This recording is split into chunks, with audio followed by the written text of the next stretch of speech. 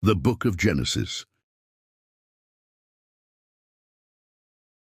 In the beginning there was a void, formless and empty, with darkness over the surface of the deep. Then a voice of immense power echoed through the nothingness, "Let there be light," and light burst forth, separating from the darkness. This was the first day.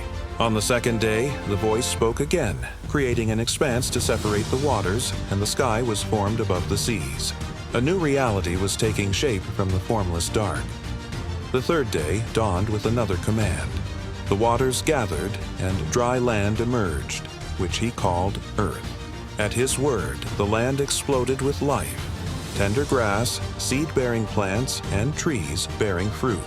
On the fourth day, lights were set in the sky to mark the seasons, days and years, the sun to govern the day, the moon and stars to govern the night.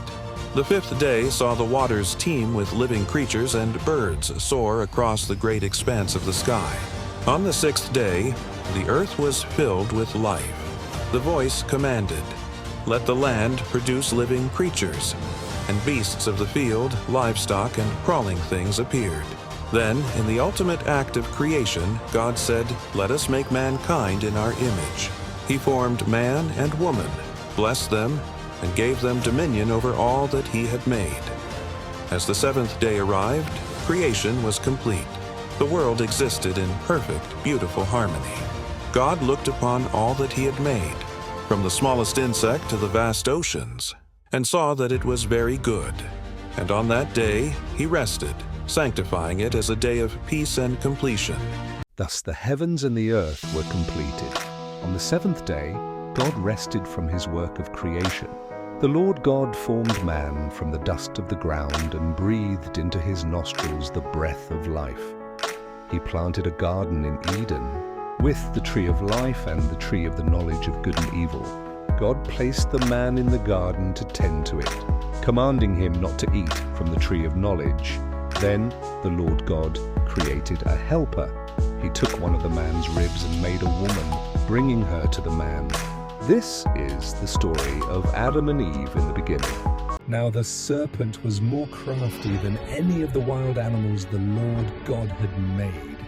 He said to the woman, "Did God really say you must not eat from any tree in the garden?" The woman was tempted, and she took some of the fruit and ate it. She also gave some to her husband, and he ate it. Then their eyes were opened, and they realized they were naked. Hearing God in the garden, they hid. God called to them, and after they confessed, he cursed the serpent, the woman, and the man, and banished them from the Garden of Eden. Adam and Eve had two sons, Cain, a tiller of the ground, and Abel, a keeper of sheep. In time, they both brought offerings to the Lord. The Lord favored Abel and his offering, but for Cain and his offering, he had no regard. Cain became enraged. He lured his brother Abel into a field and killed him. When the Lord asked, "Where is your brother Abel?" Cain replied, "I do not know. Am I my brother's keeper?" For his sin, the Lord cursed Cain, making him a restless wanderer on the earth. Genesis chapter 5 details the lineage from Adam to Noah, a chronicle of patriarchs who lived for extraordinary spans. This is the written account of Adam's family line.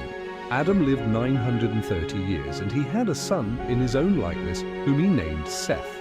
The generations continued, with each patriarch living for many centuries, but one man stood apart, Enoch. After he fathered Methuselah, Enoch walked faithfully with God for 300 years. Then one day he was no more, because God took him away. His son, Methuselah, lived to be 969 years old, the longest lifespan recorded in the Bible. This long line of generations finally leads to Lamech's son, Noah, of whom it was said, "He will comfort us in the labor and painful toil of our hands." As humanity multiplied on the earth, the Lord saw how great its wickedness had become. Every inclination of the thoughts of the human heart was only evil all the time.